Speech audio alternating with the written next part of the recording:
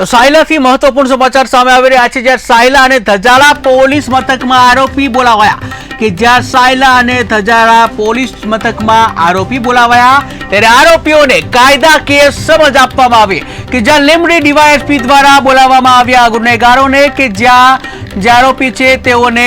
જે કાયદાકીય સમજ આપવામાં આવી હતી ત્યારે ડીવાયએસપી દ્વારા અનેક કિસ્સાઓ ન બને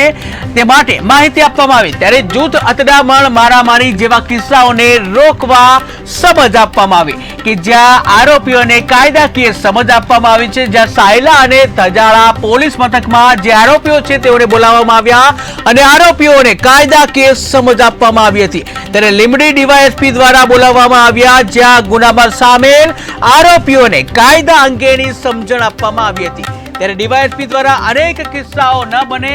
તે માટે થઈ આ પગલું ભરવામાં આવ્યું, આ માહિતી આપવામાં આવી ત્યારે જૂથ અથડામણ મારામારી જેવા ગુનાઓ ન બને, આવી ઘટનાઓ ન બને તે માટે થઈને કાયદાકીય સમજ આપવામાં આવી।